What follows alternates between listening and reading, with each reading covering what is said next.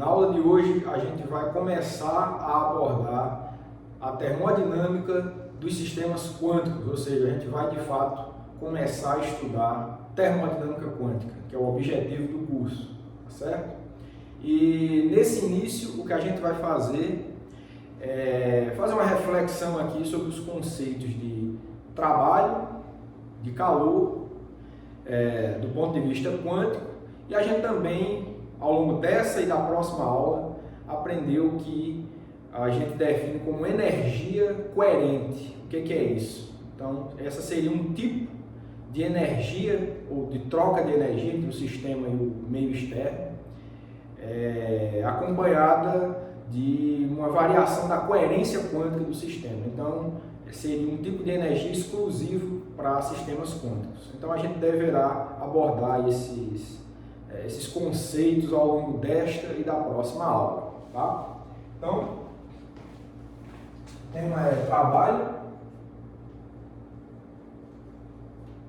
calor e energia coerente. Certo?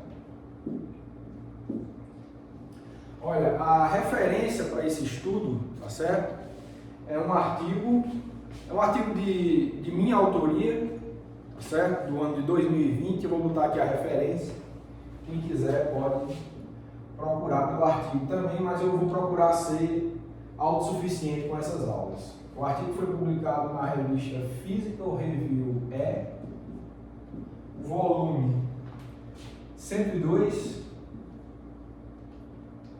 o número 062152, e foi publicado no ano de 2020, certo? O autor sou eu, Bertoldo Bernardo, tá certo? Ok, então o que a gente vai fazer é o seguinte: vamos fazer uma reflexão, como eu falei, do que seria calor e o que seria trabalho do ponto de vista da mecânica quântica, e ao fazer essa análise a gente vai ver, no caso na próxima aula, a necessidade de um outro tipo específico de troca de energia, que é a chamada energia coerente. Essa que é a proposta dessa e da próxima aula, certo? Ou seja, a gente vai avaliar a primeira lei da termodinâmica, que é aquela que lida com as formas com que um sistema pode trocar energia com o meio externo, pode receber ou pode ceder energia para o meio externo, que isso tem a ver, claro, com a primeira lei da termodinâmica, mas tudo isso de um ponto de vista quântico, certo? Tá, mas para isso, o que a gente tem novamente recorrer um pouco sobre essas noções de trabalho e calor, inicialmente do ponto de vista clássico, e a gente, a partir desses conceitos, a gente vai tentar enxergar o que seriam os análogos quânticos dessas grandezas físicas, calor e trabalho inicialmente, certo? Então, do ponto de vista clássico, se você tem um sistema fechado, ou seja, um sistema que não pode trocar partículas, não pode trocar matéria com o ambiente externo, ele só pode trocar energia com esse ambiente de duas formas: através da realização de trabalho, tá? Ou através de trocas de calor. Se pudesse trocar matéria, teria uma outra forma de energia também vinculada à transferência de matéria, mas se o sistema for fechado, só pode transferir energia para esse sistema nas formas de trabalho e calor. É isso que diz a primeira lei da termodinâmica clássica, certo? Então, a gente vai começar abordando esses conceitos, tá? Então, termodinâmica clássica.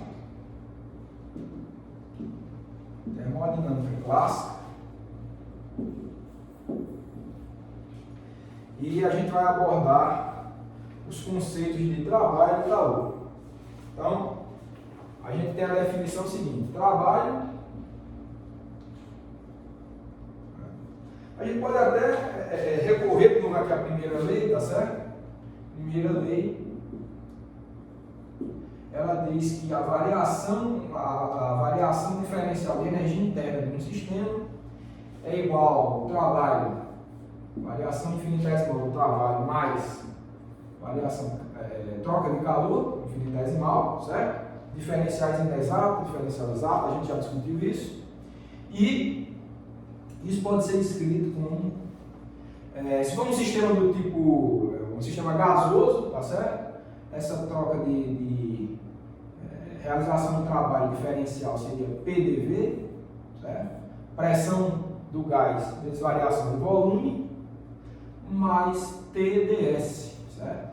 Temperatura e variação infinitesimal da entropia desse gás. Então, isso é uma coisa que a gente conhece da termodinâmica clássica. Tá? A gente pode entender, então, o trabalho e calor das seguintes formas. O trabalho seria a transferência de energia que resulta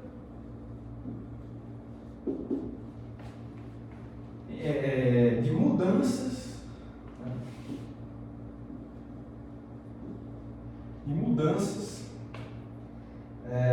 nas coordenadas generalizadas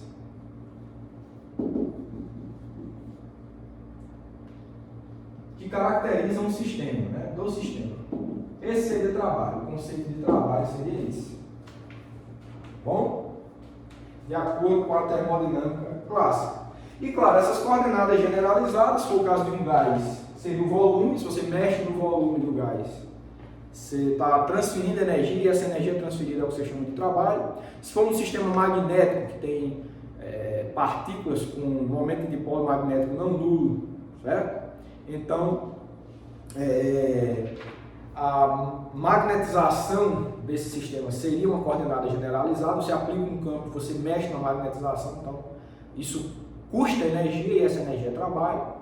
Mesma coisa um sistema com partículas com momento de polo elétrico não nulo. Se você aplica um campo, você reorienta esses dipolos elétricos, então isso custa energia. Essa energia também seria entendida como trabalho. Você está realizando trabalho sobre aquele material magnético, elétrico, tá certo? Então basicamente isso, depende do sistema que você está tratando. Se você mexe nessas tais coordenadas generalizadas, de modo que custa energia fazer isso, essa energia é o que a gente entende como trabalho.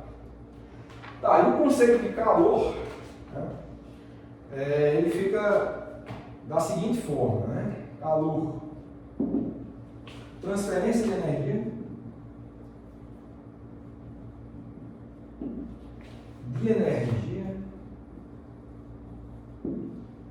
que acompanha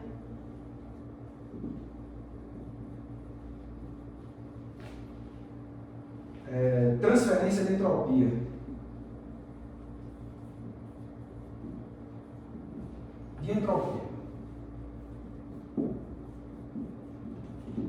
Ou seja, o calor é a energia que você transfere ou você cede ou retira de um sistema, de modo que está havendo aí um fluxo de entropia também.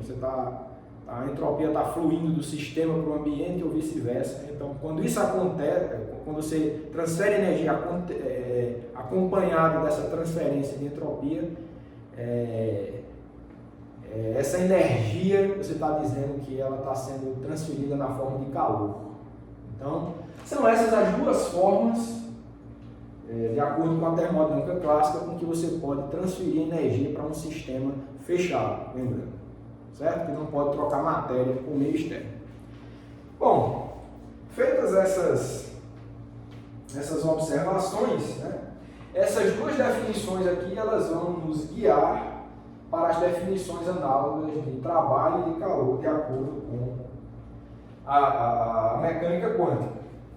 Então, o que a gente vai fazer agora é estudar a primeira lei, certo? A primeira lei a partir do conceito de trabalho.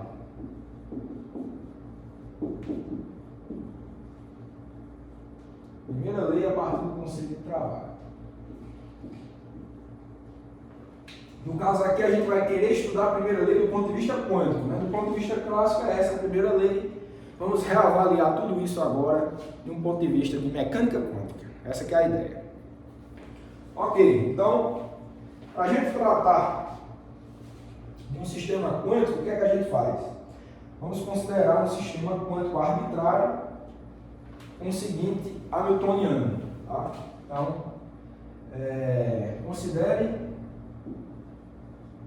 um sistema quântico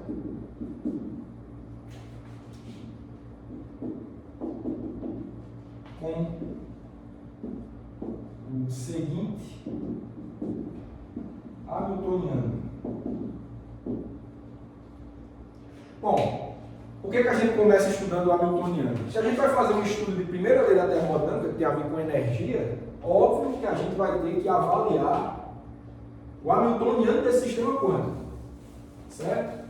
Então, nada mais natural que definir o sistema quântico a partir do hamiltoniano, né? Que é ele, o operador que nos dá informação da energia do sistema. Pronto, então a gente vai definir esse hamiltoniano da seguinte forma: o operador hamiltoniano H igual a um somatório em N de EN, N, tá? Um operador, certo? Está aqui escrito na forma diagonal, né? Ou seja, esses ENs, né, são os autovalores desse hamiltoniano e esse ket, né, seriam os autoestados ou autokets. Seriam os autokets. Bom? E essa fica sendo a nossa equação número 1. Equação número 1. Bom, então, tendo definido o operador hamiltoniano dessa forma, tá, o que a gente vai fazer agora é definir o que seria uma energia interna de um sistema quântico.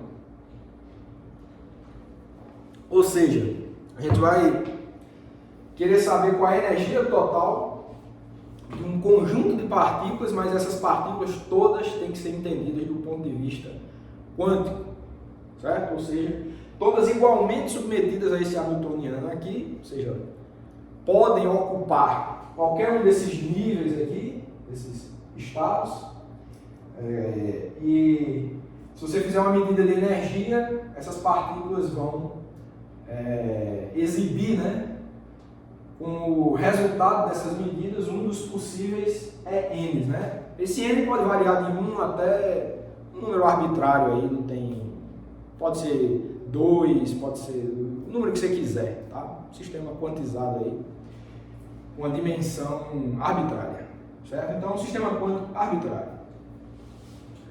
Ok, então, dito isso, né, a energia interna vai ser uma média, né? Vai ser a média do hamiltoniano. A energia total vai ser a média de todas as medidas de energia que você vai fazer em todas essas partículas, né? Então vai ser a média disso, tá bom? Então a energia interna é definida como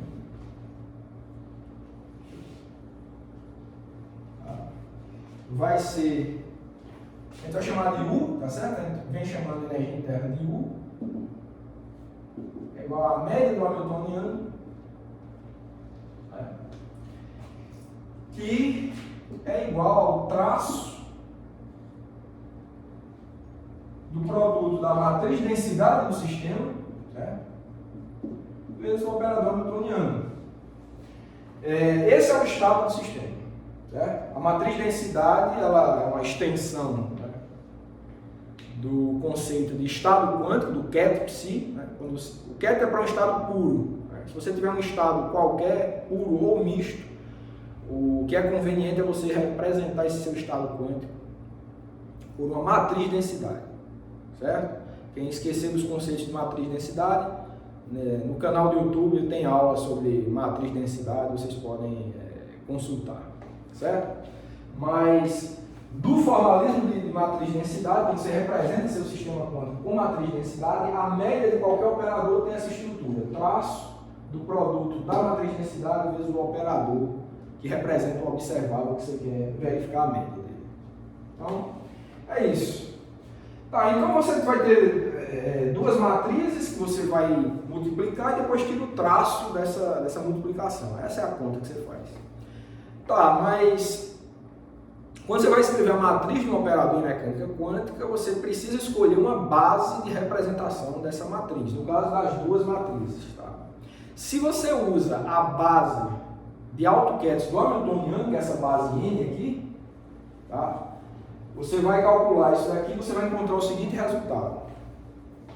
Então, isso nos dá que U vai ser igual a somatório em M de Pn Rn. Essa vai ser a nossa equação número 2 com Pn.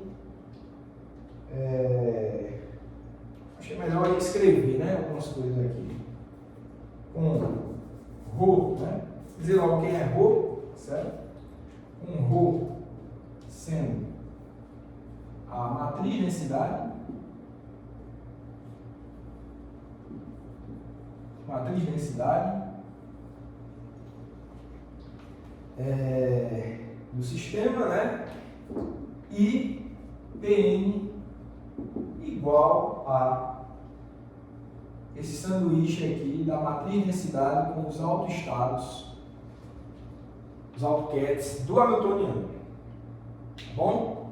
Então, isso você encontra fazendo o que eu falei, né? Represente as matrizes na base dos autoestados de energia, que são esses CADs N.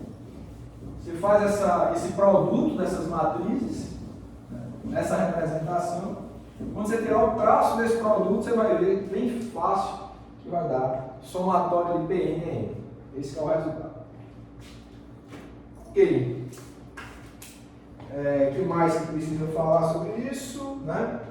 E Pn é, né, representado por essa pontinha aqui, é a probabilidade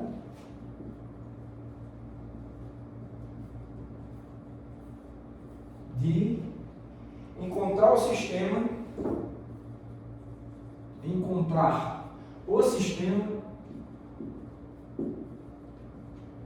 em N, nível N, ou seja, se você faz medidas de energia sobre esse sistema, né, você vai encontrar como resultado de energia um desses possíveis autovalores do Hamiltoniano, é 1, é 2, é 3, ou é N qualquer, mas cada valor desse tem uma probabilidade de ser encontrada, e essas probabilidades de você encontrar esse enésimo nível de energia é o Pn, que é dado por essa expressão aqui. Tá bom? Então é simplesmente isso, né? Mas deixando bem claro que isso foi feito, tá? Nessa igualdade aqui. Eu posso até botar pequenininho aqui para lembrar que é a representação na base N, tá certo?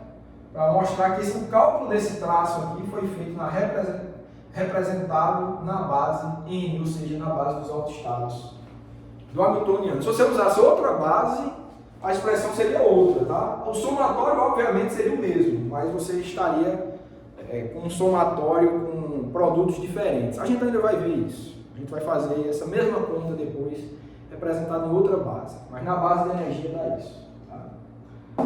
Ok. Então, e é um resultado até intuitivo, né? Somatório dos produtos de cada probabilidade com seu respectivo alto valor de energia. Então, é fácil acreditar que o resultado está correto. Tá?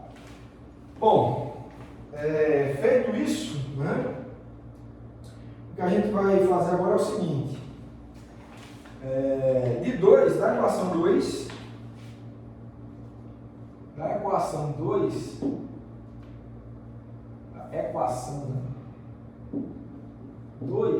temos, o que é que a gente tem da equação 2? A gente pode escrever que dU, a diferencial de energia interna, pode ser escrito como somatório em N, né? Tem um produto aqui, né? Então, o diferencial de um produto, né? Então vai ficar Pn dN, certo? Mais EN dPn. Bom, passam 3. Pode abrir esse, né, regra do produto aí para essa diferencial. O que mais que a gente pode fazer, né? E com isso, né, a gente vai poder fazer a seguinte identificação. Tá? Eu vou identificar, olha, eu abri, né, essa diferencial de energia interna em duas parcelas. Eu vou identificar, tá certo? Deixa eu apagar aqui. Eu vou identificar essa parcela aqui como sendo trabalho, uma diferencial de trabalho, certo? E essa outra parcela aqui como sendo uma diferencial de calor, tal que somado, né, vai dar a diferencial de energia interna, como diz a primeira lei do ponto de vista clássico. Tá, mas eu preciso justificar por que essa parcela é o trabalho e por que essa parcela é calor, tá certo? Eu vou botar um dequelinha, tá certo? Porque como eu estou falando aqui, ó, eu estou derivando a primeira lei a partir do conceito de trabalho. Eu estou focado no conceito de trabalho, tá certo? De modo que eu quero de fato identificar quem é o trabalho nessa história toda e o restante eu estou chamando de calor. Mas como eu estou focado em definir o que é trabalho nesse caso aqui, então eu estou mudando lá o que é DW, né? E esse DQ é linha, porque linha não é que eu estou focado no conceito de calor para definir isso, mas como é o restante, eu vou definir o que é trabalho, tá? É uma explicação que eu vou fazer a seguir. Então o restante eu estou chamando de calor. Então, como foi uma definição menos rigorosa para o calor, eu estou botando DQ linha. Tá? Vai ser uma identificação rigorosa para o trabalho, como eu estou falando aqui. Mas, como eu estou definindo o calor simplesmente como restante, então eu vou botar DQ linha, porque não foi tão rigoroso como a definição de trabalho. Tá certo? Mas vamos ver por que eu estou fazendo essa identificação. Então, vamos considerar a seguinte coisa. Ó. Vou fazer um desenho aqui para vocês entenderem. Isso aqui seria o tempo. Certo? E imaginem um poço de potencial aqui, ó.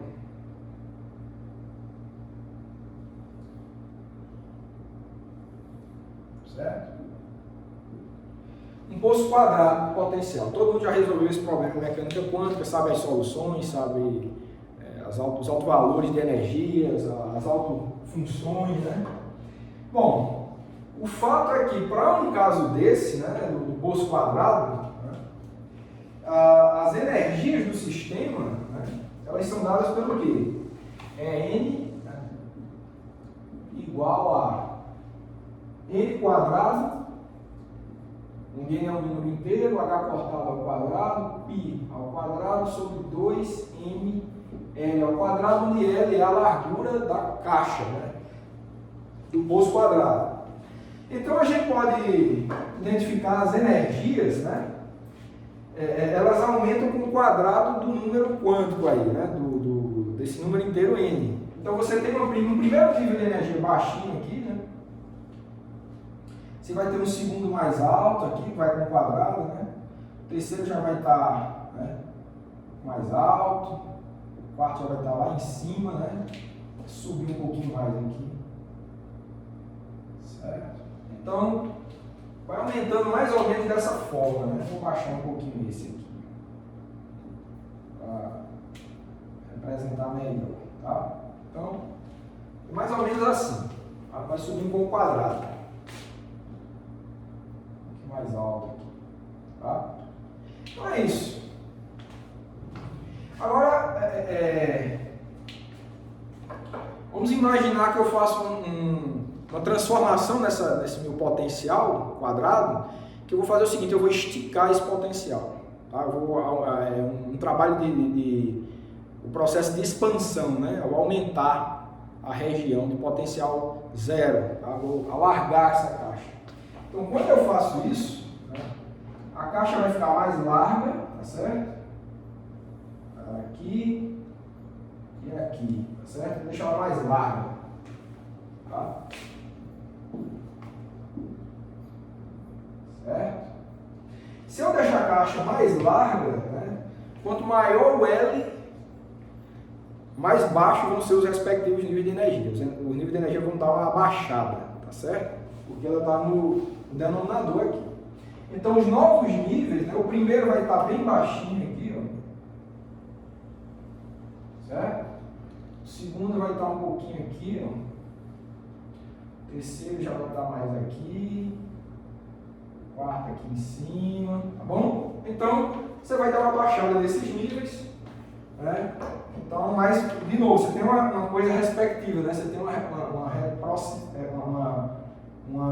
vinculação, né? Do primeiro nível, tá? Uma reciprocidade, né? Aqui, uma coisa...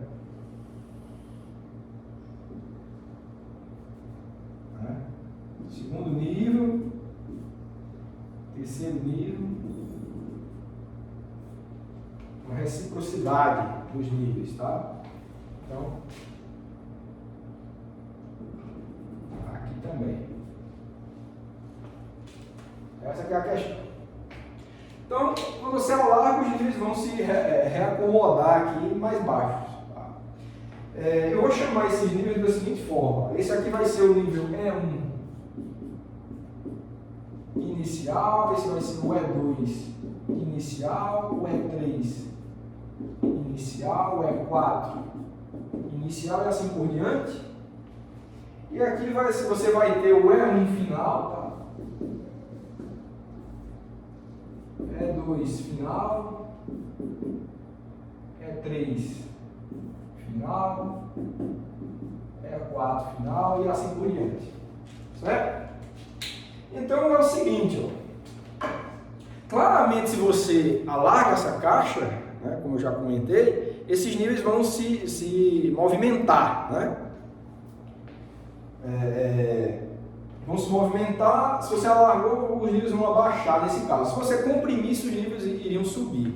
Ou seja, se você tem uma partícula, né, assumindo qualquer desses níveis, se você alarga ou comprime essa caixa, esses níveis vão se mover, né, a escala de energia, de modo que a energia dessas partículas vai se modificar também. Agora, note que mexer no tamanho da caixa é o que a gente chama de mexer na coordenada generalizada, né, que caracteriza o sistema. No caso do gás lá era o volume, aqui é um potencial unidimensional, você está mexendo no comprimento dele, é similar, né, uma expansão, uma compressão, então você está mexendo nessas coordenadas generalizadas, de modo que está mexendo na energia. Então, fazendo a analogia com aquela definição de trabalho lá, que é uma troca de energia acompanhada de uma modificação das coordenadas generalizadas, se você modifica a energia da partícula por conta dessa expansão ou compressão, né, ou seja, do deslocamento dos níveis, você diz que você realizou um trabalho sobre a partícula. Tá certo?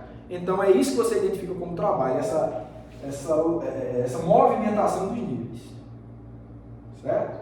Então, claro, você pode ter partículas ocupando esses níveis aqui. Ó. Vou botar de verde algumas partículas aqui. Tá? Certo? Dá umazinha aqui.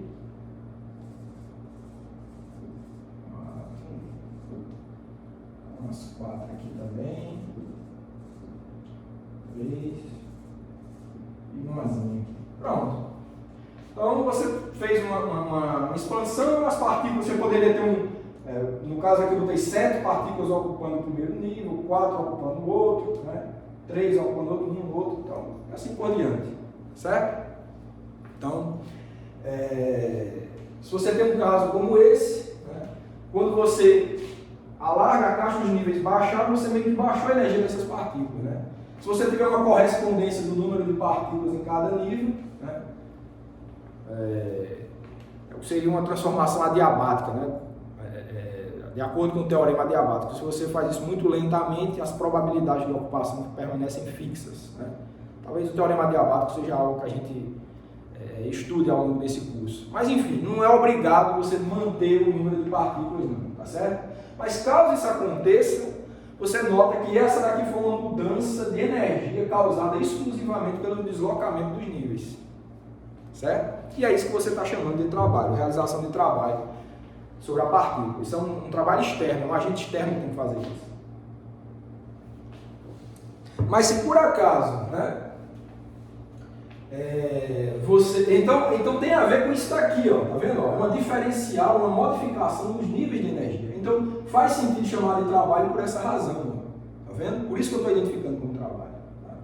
É a parte de modificação da energia interna acompanhada de uma modificação dos níveis de energia. Tá?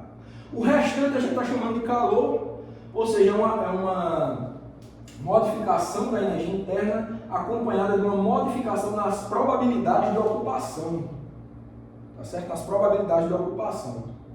Faz sentido, tá? Isso daqui veio de resto, tá certo? Mas faz sentido também identificar calor dessa forma, porque se você mexe nas probabilidades aqui, como é que você jogaria uma partícula daqui para cima, por exemplo? Você incide um fóton com aquela frequência igual, né, com aquela energia que corresponde à diferença dos níveis aqui, você promove uma partícula daqui para cá, por exemplo. Então você joga um fóton. Fóton tem a ver com calor, né? Infravermelho, ultravioleta, do jeito que você quiser, tá certo? Então é um salto quântico, que é uma modificação de energia, claro, do sistema também, mas não acompanhada pela variação modificação das coordenadas generalizadas, mas pelo fornecimento ou retirada de fótons desse sistema. Então tem mais a ver com calor, então faz sentido também essa identificação, tá? Faz sentido. Então, por hora, quando a gente focou mais nesse conceito de trabalho para definir essa parcela como sendo trabalho, o restante seria calor, pelas razões que foram expostas. Tá bom? Ok, então vamos seguir com esse estudo e aplicar em alguns casos aqui de interesse para continuar vendo se isso daí faz sentido, certo?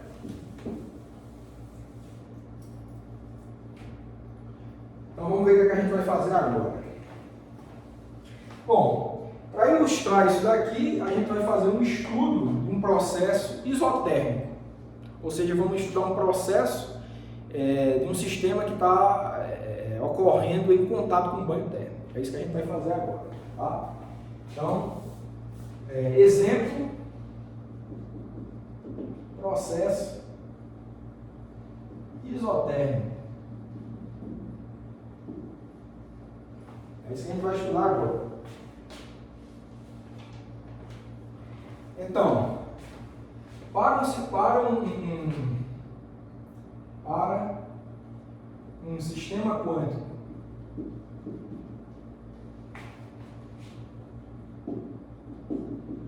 em contato com um reservatório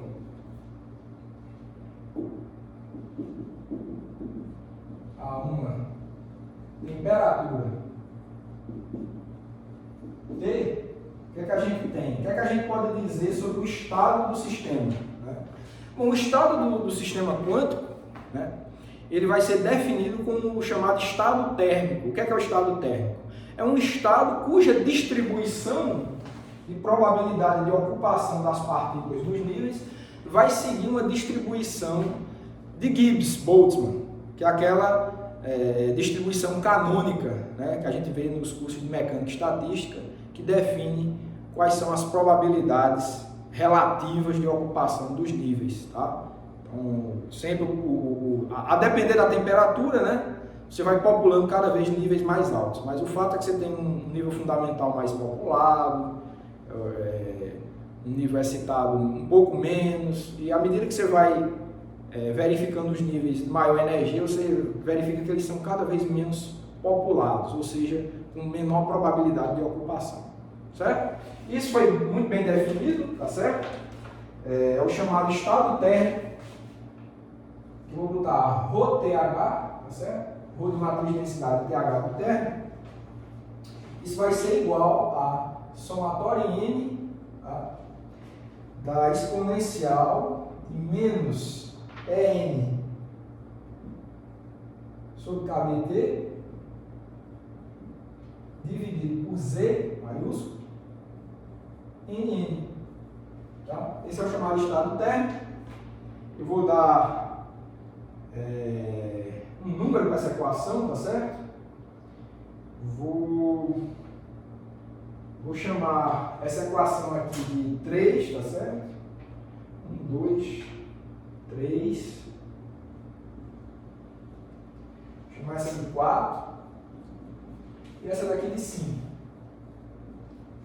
Bom? Então, fica com essa cara aí o estado térmico. Vou apagar aqui. Para a gente fazer esse estudo. Tá? Então, o que aquela equação está dizendo é justamente isso. Né? Nesse sistema que a gente está avaliando, aquele hamiltoniano que eu defini na equação 1, se o sistema estiver em contato com o reservatório térmico à temperatura T, o que a física estatística nos diz é que as probabilidades de ocupação, PM, né, elas vão ser dadas por isso daqui, né, por esses fatores que são chamados fatores de Boltzmann. Tá? Bom, isso vai especificar, né? Vai especificar KB, vocês sabem, é a constante de Boltzmann, tá? E Z é a chamada função de partição. Tá? Vou escrever só a função de partição. Onde Z igual a somatório em N exponencial de menos EN sobre KBT é a função de partição.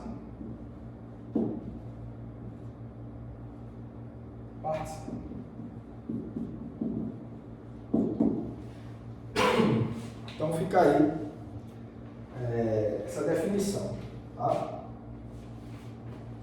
Bom, o que mais que a gente pode definir, né? A gente observa que se esses são os fatores de Boltzmann, então nesse caso específico, esse quociente aqui, né, vão ser, claro, as probabilidades de ocupação. Tá? A probabilidade de ocupação de cada nível desse daqui. Tá? Lembrando que esses ENs são diferentes, né? Nesse estado inicial e nesse estado final. Tá?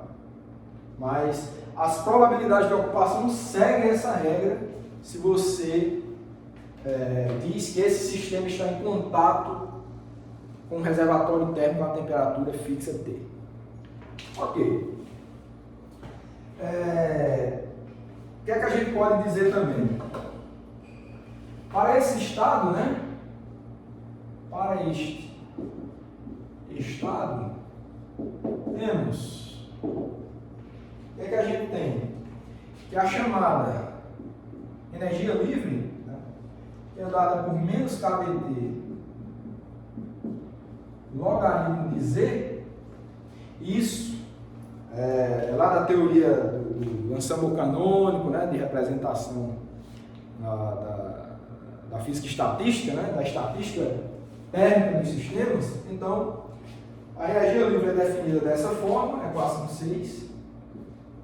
Tá? De modo que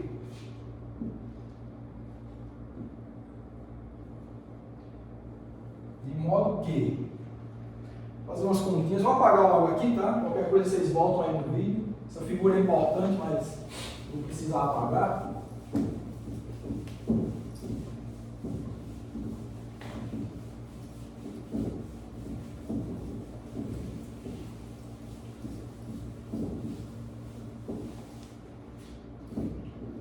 É o seguinte, a gente define dF, a diferencial em energia livre de Helmholtz, né, vai ser igual a menos KBT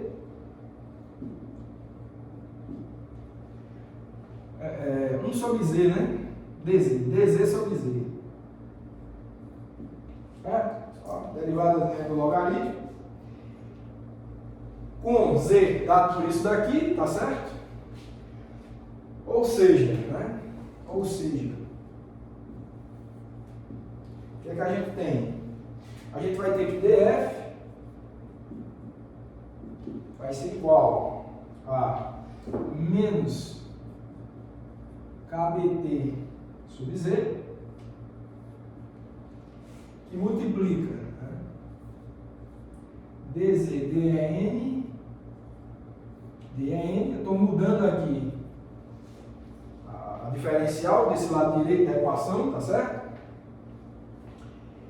E isso vai ser igual a quê? Isso vai ser igual a, repete aqui, menos kbt sobre z, que multiplica somatório em n, menos 1 sobre kbt, exponencial, menos n sobre kbt, dn. Bom? Simples, né? Simplesmente derivou a função de partição em função de dn, caiu esse menos 1 sobre kbt, só foi isso, certo? Então ficou com essa cara, kbt corta com kbt, né? Menos com menos também. Então, você encontra que df é igual a somatório em n de Pn dn, onde Pn está aqui, né? Ó, você tem esse fator exponencial menos n kbt dividido por z, que é justamente o Pn aqui, tá? Então, por isso você faz essa identificação, ou seja, né, eu vou chamar essa aqui de equação 7, né? Assim, o que é que a gente encontrou? Temos que df é igual a dw, né? 8. Se vocês lembrarem, essa daqui era a definição de trabalho infinitesimal. Eu acho que foi na equação 2 que eu fiz essa identificação. Tá certo? E isso é um resultado condizente com a transformação quase estática isotérmica. Né? Então, a gente reencontrou um resultado da termodinâmica clássica fazendo uma análise quântica. Então, nos leva a reforçar a ideia que, de fato, a diferencial de trabalho tem essa característica aqui. A gente definiu bem o trabalho dessa forma. Pelo menos no caso desse processo isotérmico, né? O processo isotérmico é uma sequência de estados de equilíbrio, sempre definindo os estados como um estado térmico, então, quase estático. Né? Então, se você integra isso daí, por integração, né? Integração encontra-se, claro que W igual a delta F, né? A gente viu até numa aula dessas aí, isso, tá? Então, por integração a gente encontraria esse fato, tá bom? Bom, então, um tratamento quântico para a nossa termodinâmica que nos faz recuperar de maneira adequada um resultado conhecido da termodinâmica clássica. Tá? Então, o que mais que a gente pode fazer? Né?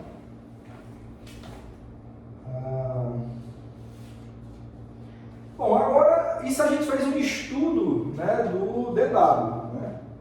A gente verificou que nesse caso específico da transformação isotérmica, deu ok. Vamos fazer um estudo agora do dq', que é o restante, a parte do calor.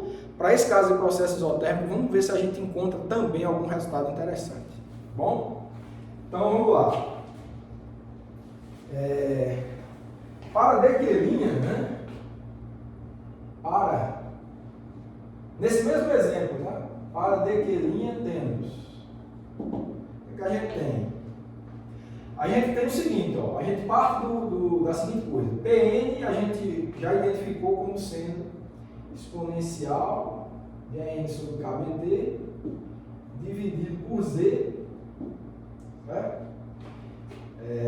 Que nos dá, se você expressar, né, N, daqui você encontra o seguinte, ó, você faz a continha, né, não é difícil, você vai encontrar que o nível N vai ser escrito como menos KBT logaritmo de Z vezes Pn, tá? Equação 9. Só expressar N nessa equação aqui, tira o valor de N, você vai encontrar isso aqui, bem simples. Bom, então, se você substituir, né, substituindo 9,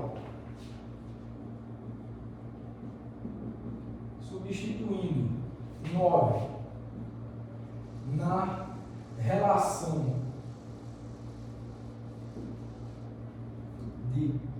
para DQ', né, na equação 2, temos, lembrando qual é, você volta lá na equação 2 que eu fiz a identificação de quem era trabalho e calor, né? Eu acho que era 3, na verdade, né? Deixa eu só consultar aqui.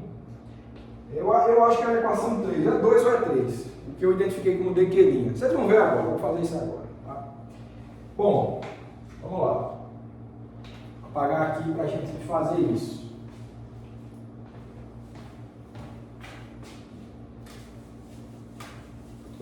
Vamos substituir esse resultado do EN, né, na relação que a gente identificou para diferencial de calor, certo?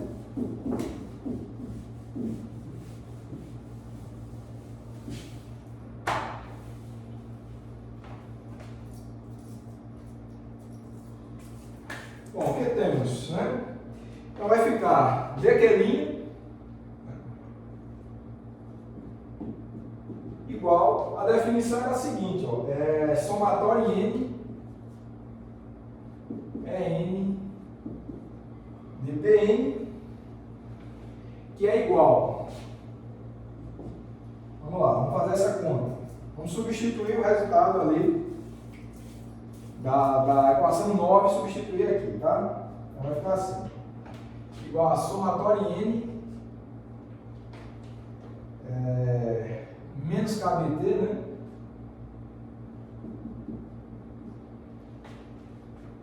Ln Zpn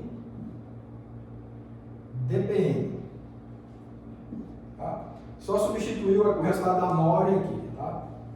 Ótimo, então vamos desenvolver isso. Isso vai dar igual a menos KBT, vou botar fora da somatória, que multiplica, vai ter um termo somatório em N, Ln de Z, dPn, fechou aqui, mais um outro termo que é somatório em N, Ln, Pn, dPn. Só fez abrir o logaritmo aqui, né? O logaritmo do produto é a soma dos logaritmos, então ficou um logaritmo de Z aqui e um logaritmo de Pn. Só foi feito isso aqui, nada demais. Isso daqui vai ser igual a quê? Vou repetir aqui, menos KBT, somatório de Ln de Z, não depende de N, pode sair do somatório, né? Então vai ficar diferencial do somatório em N de Pn mais somatório em N, aí é só repetir, né? Ln Pn dPn. Bom, fechou aqui. Tá? Bom, ó, esse aqui é o seguinte. O somatório de Pn, qual é o somatório de todas as probabilidades dos níveis de ocupação? É 1, né? É uma distribuição de probabilidade normalizada, o somatório dá 1. A diferencial de 1 é 0, a diferencial de uma constante é 0. Então, isso daqui é 0. Então, esse termo não tem. A gente fica só com o segundo termo. E a gente reescreve, tá? Vou pegar aqui. Vamos ver o que é que vai dar esse nosso estudo do Dequelinha, tá?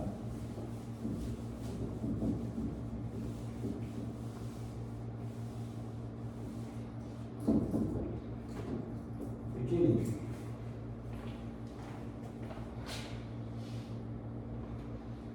Bom, então de fato ficamos somente com o último termo,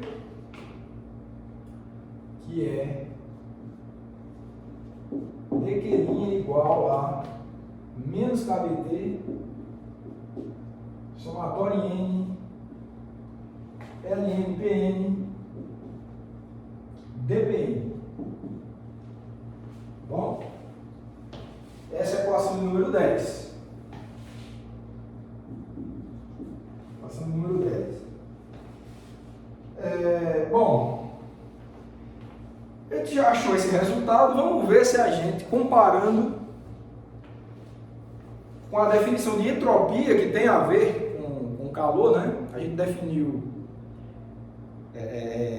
calor como sendo a transferência de energia acompanhada de transferência de entropia. Então, vamos avaliar a entropia de um sistema quântico, que é a chamada entropia de von Neumann, e se avaliando a entropia de von Neumann, dá para a gente achar uma relação com esse resultado da equação 10.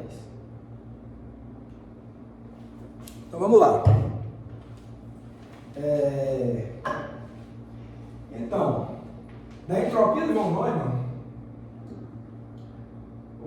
a entropia de von Neumann, né?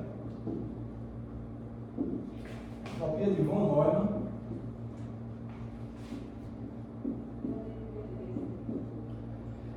no caso em que o comutador de H com ρ é igual a 0, tá? É dada pelo quê? É dada por S, que é igual a menos KB, somatório em N de PN, LN de PN. Essa é a definição.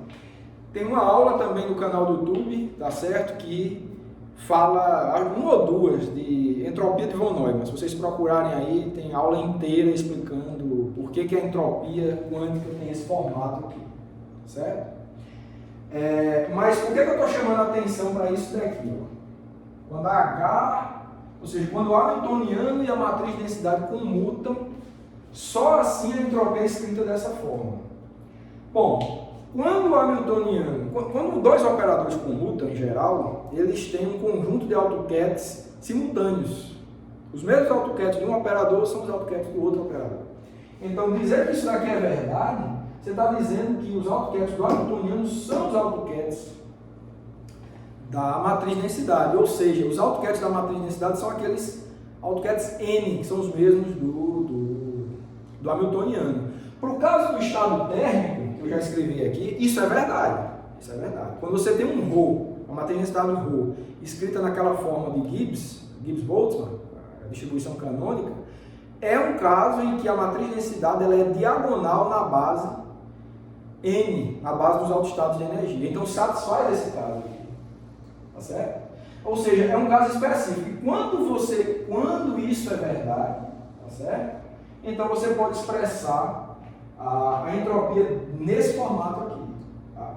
Tem uma cara aqui de entropia de Shannon com pesos probabilísticos dados no caso aí, pela distribuição canônica lá. Mas poderia não ser, isso aqui não está amarrando que seja aquela distribuição canônica, não. Só está amarrando que tem o mesmo conjunto de autovalores, de AutoCADs, desculpa, N. O caso do estado térmico é um caso particular disso aqui, isso aqui é mais geral. Mas nem sempre isso daqui é verdade. Nem sempre isso é verdade. Essa definição aqui para a entropia de von Neumann é para quando isso é verdade.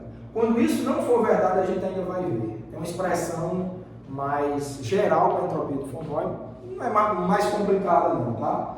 Mas ao invés de ter esses pesos probabilísticos aqui, as probabilidades de ocupação do nível de energia, você vai ter os autovalores da matriz de densidade, certo? Nesse caso aqui, quando H comuta com ρ, os autovalores da matriz de densidade coincidem com as probabilidades de ocupação dos níveis. Mas isso é um caso particular. Importante, é um caso particular importante, porque tem a ver com o caso do estado térmico, porque a gente está estudando a transformação isotérmica, então não tem problema utilizar essa definição para a entropia de von Neumann, tá? Por isso daqui. Então, vamos desenvolver essa história e ver o que é que a gente encontra, tá? Vamos lá. A gente vai estudar a diferencial dessa entropia de von Neumann. Vamos lá, vou apagar aqui para a gente desenvolver isso.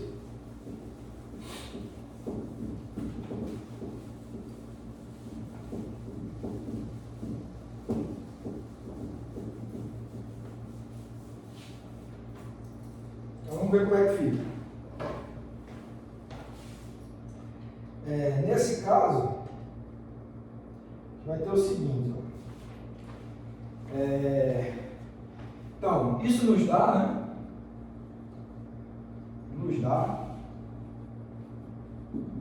seguinte coisa, ds, né? Essa diferencial de entropia vai ser igual a menos kb, uma diferencial de tudo isso aí, né? Somatório n, Pn, Ln de Pn. Pronto. Isso vai ser igual, dois termos, né? Diferencial de um somatório de produtos, então, vou ter dois termos aí pela regra do produto, que vão ser menos kb, que está fora, né? Que multiplica somatório n, Pn, dividido por Pn, dPn, tá? Isso é quando a gente derivou aqui o logaritmo, mais um outro termo que é somatório n, Ln, de Pn, dPn. Certo? Fechou. Olha, esse termo aqui, tá? Esse termo ele vai dar zero, né? Ó, isso daqui vai dar 1, tá certo? Esse Pn dividido por Pn dá 1, tá? E vai ficar somatório de Pn, de dPn, né? Somatório dos dPns, ou seja, é a diferencial do somatório de Pn. Somatório de Pn é 1, como a gente já viu, diferencial de 1 é 0, então tudo isso aqui é 0, tá? Esse termo aqui inteiro é 0, tá? Ficamos somente com esse termo restante, que é o segundo. Ou seja, assim, né, temos. Então, desse resultado aqui e desse aqui da equação 10, o que é que a gente conclui? Né? Isso aqui é dq', tá? Esqueci a linha. Então, vai ficar dq' igual, comparando essas duas relações, ó, menos kb tem um t aqui, e o somatório é igual, ó, somatório n, Ln, Pn, dPn. Então, se eu multiplico esse termo aqui por t, vai dar igual. Então, isso aqui vai dar tds. tds e a nossa equação de número 11, né? Tá? Eu vou botar 11 para essa equação aqui, tá? E essa aqui 12. Pronto. Que é um resultado condizente com a termodinâmica clássica também. Para processo quase estático, isotérmico, essa é a diferencial de calor. Então, a gente viu que faz sentido também definir o calor dessa forma. Lembrando que a gente fez uma restrição para isso. E a restrição está aqui. Tá bom? Não é geral e é isso que a gente vai avaliar depois. Então, nesse caso específico, né, para um processo isotérmico, isso daqui é verdade, então a gente pôde também fazer aquela identificação. No caso do trabalho lá, a gente não fez restrição nenhuma, nesse caso a gente precisou fazer, certo? Isso vai ser importante para o desenrolar da definição realmente de calor. Para esse caso aqui está ok definir calor nesse formato aqui, tá certo? Nesse formato aqui, para esse caso está ok. Mas depois a gente vai ver que uma pequena modificação vai ser feita para que a gente não precise, para que a gente englobe qualquer tipo de transformação, não somente aquelas em que isso seja verdadeiro. Tá? Ótimo, então o que a gente vai fazer agora, né?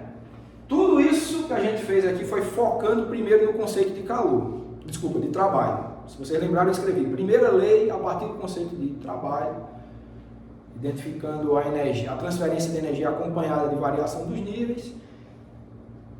Definimos a diferencial de trabalho, o restante era calor. Para esse caso específico, tudo bem definir calor como esse degueirinho aqui, mas agora a gente vai refazer esse estudo da primeira lei, mas agora sob a perspectiva do calor, aquela que diz que a transferência de energia acompanhada de uma variação de entropia. Tá? Para um caso geral, vamos focar nisso e depois a gente vê se bate, certo? Vamos focar no calor sem essa restrição aqui. É isso que a gente vai fazer agora. Tá? Bom, então vou apagar essas coisas, né, para a gente ver como é que fica. Tá?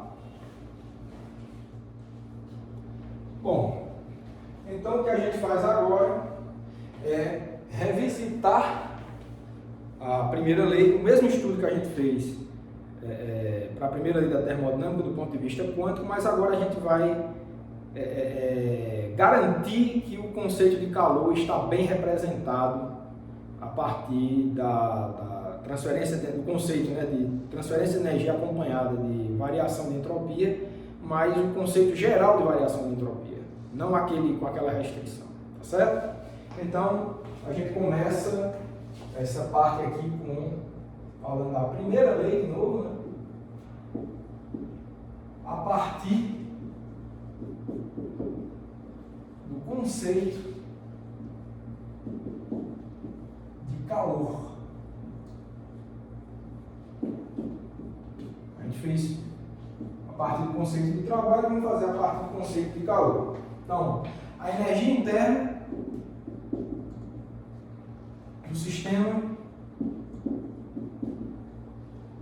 é dada por... É a mesma coisa, a gente vai calcular a mesma coisa. A gente tem que a energia interna é definida como média do Hamiltoniano, que é igual ao traço do produto de ρ com H, certo? E lembrando que no caso anterior, quando a gente focou no conceito de trabalho, o cálculo desse traço aí, lembrando, foi usando as matrizes na representação dos AutoCADs de energia, na base N. Tá? O que a gente vai fazer agora é refazer o mesmo cálculo aqui, do traço, mas representando essas matrizes na base dos AutoCADs da matriz de densidade, que nem sempre coincidem com os AutoCADs do Hamiltoniano, só quando eles comutam. Agora a gente vai recalcular dessa forma para o caso geral, em que não necessariamente a matriz de densidade ela comuta com o Hamiltoniano, certo? Se você faz esse caso, né, o que é que você encontra? Utilizando essa base. E só lembrando, eu posso fazer isso porque o traço ele é invariante por representação de base. Você pode calcular o traço de uma matriz representando ela, esse operador, né, o traço do operador, representando ele em qualquer base que você quiser. Então não tem restrição nenhuma. A gente calculou primeiramente na base dos AutoCADs de energia, agora a gente vai recalcular na base dos AutoCADs da matriz de densidade. Pronto. Então isso vai ser igual a um somatório em K, né? Deixar essa conta para vocês fazerem, que é simples, de ρk epsilon K. Essa é a nossa equação 13, onde, né? Onde o Rk vai ser dado por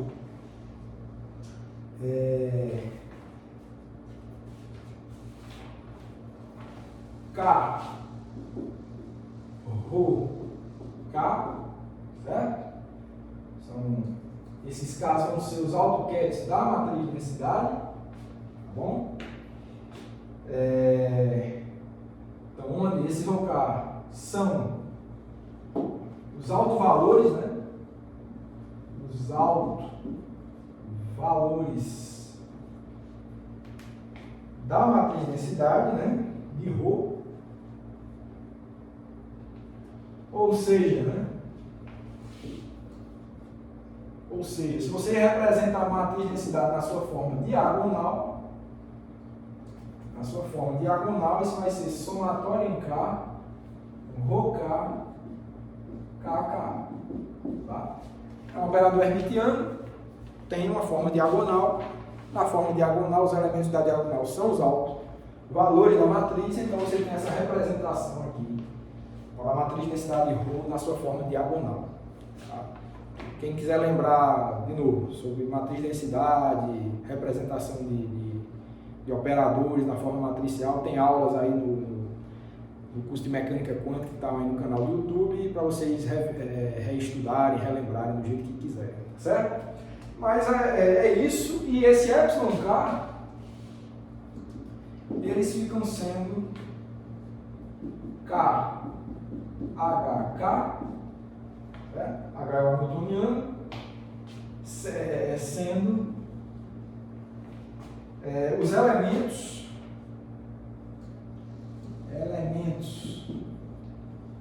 diagonais de H do operador hamiltoniano na base K. Tá? Se o hamiltoniano não comutar com a matriz de densidade, então esse operador hamiltoniano não vai ser uma matriz diagonal na base dos autoestados do operador de densidade, tá? Da matriz de densidade. Ok, então, tendo isso, o que é que a gente faz mais, né? A partir da equação 13, né? Da equação 13,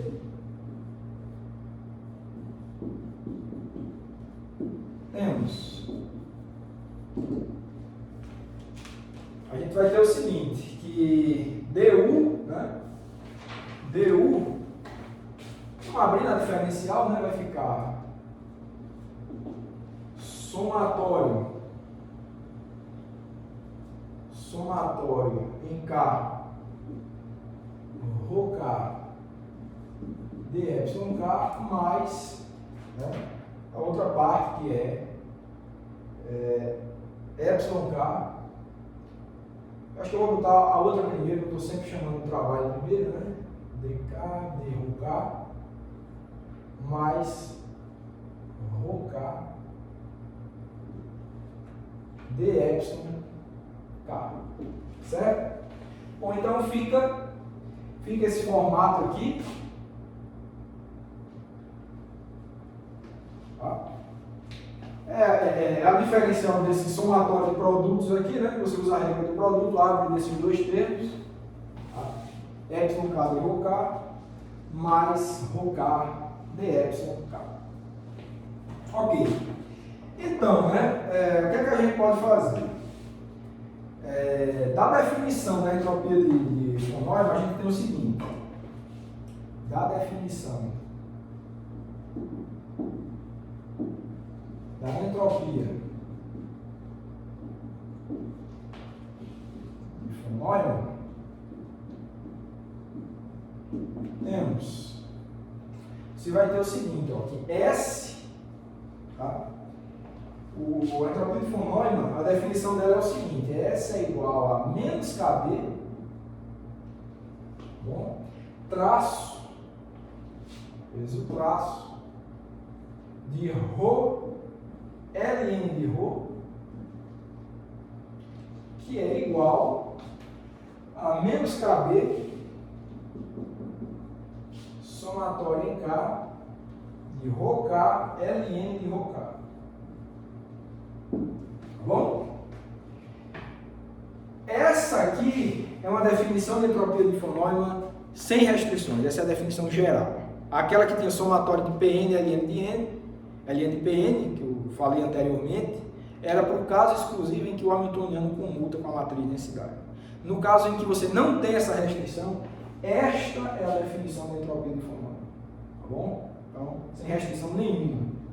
Tá? Então, se é sem restrição nenhuma e o conceito de calor está diretamente ligado a essa entropia, então é prudente que a gente procure pelo conceito de calor quântico vinculado ao conceito geral de entropia, que é esse. Bom, então, por isso que eu estou dizendo que eu estou investigando a primeira lei a partir do conceito de calor, porque eu estou pegando o conceito geral de entropia de von Neumann, que é esse daqui. Tá? Ela é escrita, tem cara de entropia de Shannon também, mas ao invés das probabilidades de ocupação dos níveis, você tem aqui os altos valores da matriz de densidade. Bom? Ok, então, dessa forma,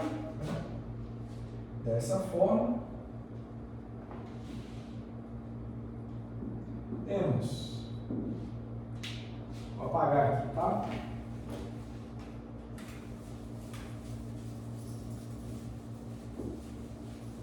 O que a gente encontra, né?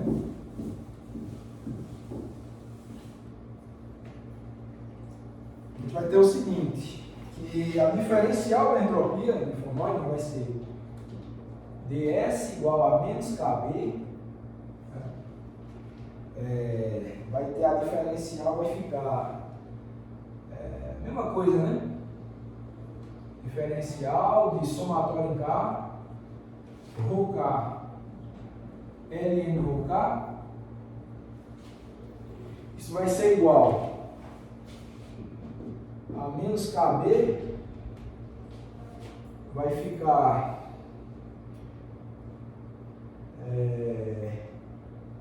somatório, né? Somatório em K, ρK sobre ρK, drK, mais somatório em K, Ln de ρK, drK. Bom, fechou aqui.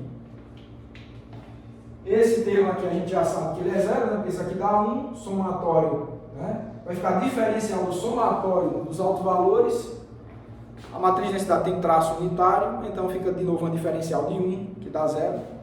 Então isso aqui tudo é 0. Então, o que a gente conclui é que ds vai ser igual a menos kb, somatório em K, Ln de ρK, drK. Tá? Então ficou com esse formato aí. Que mais? Agora, né? Eu vou chamar essa equação aí de equação 15, né? Eu acho que essa é a 15. Tá? Tinha 13, né? Eu vou chamar essa de 14. Vou chamar essa daqui de 14. Vou chamar essa de 15. Então, o que é que a gente observa, né? Note que, né? ds ele é diferente de zero, né? Se drK for diferente de zero. Tá? É necessário, tá? Não dá para você zerar todos os logaritmos, né? Esses ρKs são números que somados dá igual a 1. Tá? Não tem como você zerar. Então a única forma de você zerar a diferencial de entropia é se você tiver os altos valores da matriz de densidade invariáveis. Se você tiver alguma transformação que variou, mexeu nesses altos valores da matriz de densidade, então você está mexendo na entropia do sistema. é uma relação 1 a 1, tá? É si, somente si, tá? Então, isso só é verdade, né? A entropia do sistema só varia se os autovalores da matriz de densidade variarem. Bom, então, que termo aqui, ó, da variação de energia interna está vinculado com a variação dos autovalores da matriz de densidade? É esse daqui, né? Esse termo aqui. Esse termo aqui é a variação, representa a parcela, né, de variação de energia interna acompanhada de variação de entropia. Então, esse sim é um conceito inequívoco de calor quântico, certo? Ao contrário do anterior, esse é inequívoco. Não teve restrição nenhuma, não teve a restrição de H como está com ρ, tá bom? Então, esse fica sendo dQ, tá? Vou botar aqui, ó, dQ. Eu não estou botando mais linha, tá? Não estou botando dQ linha. dQ linha era aquele outro, ó. Não estou botando, eu só estou chamando de Q sem linha, porque a gente focou realmente em associar o calor da forma correta. E o restante seria trabalho, né? Mas aí você focou no conceito de calor, viu que parcela era calor, aí você está dizendo, o resto é trabalho. Então esse restante aqui, que não é igual àquele trabalho lá que a gente havia tomado cuidado com ele, esse aqui vai ser um trabalho, diferencial de trabalho, linha, que a gente vai ver que não é necessariamente igual ao outro, tá bom? Então, dessa forma, né?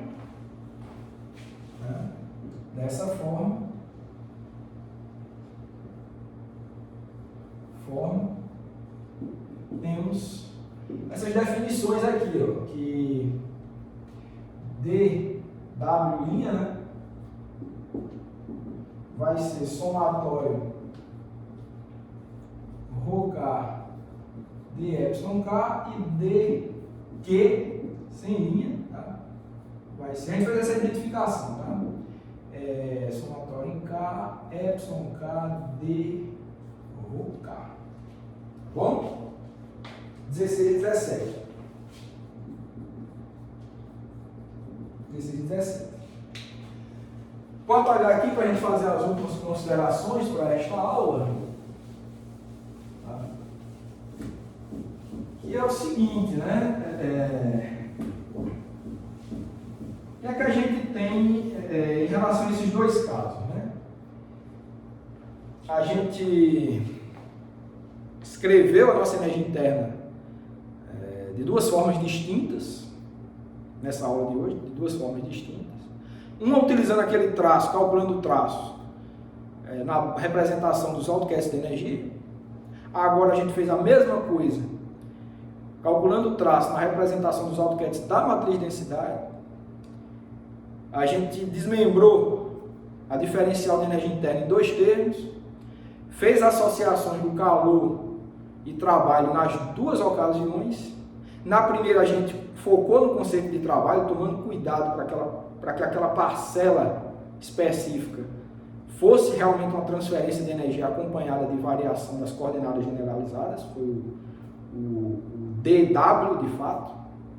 O restante a gente chamou de calor. Agora a gente refez, nessa última parte, refez tudo isso, né? Desmembrou a energia interna em dois termos, focou em tomar cuidado, né? Que o calor de fato estaria representando a transferência de energia acompanhada de uma variação de entropia. Achamos esse calor, está ali na equação 16, tá? Desculpa, 17. E o restante ficou sendo trabalho, mas ficou sendo trabalho porque era o restante. Não focamos, isso daqui a gente não foi rigoroso com o conceito de trabalho como foi da última vez. A gente foi rigoroso com o conceito de calor. E da vez passada a gente foi rigoroso com o conceito de trabalho e não tão rigoroso com o conceito de calor.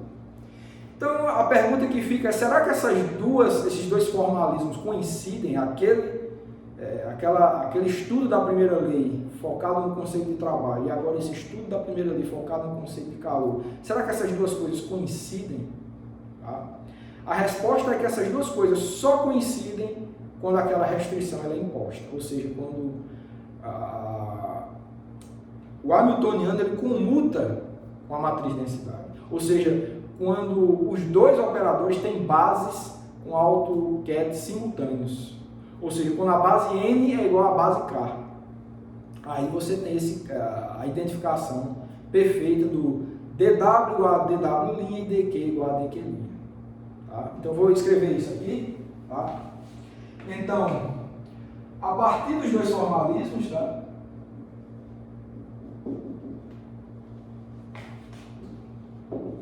Formalismos,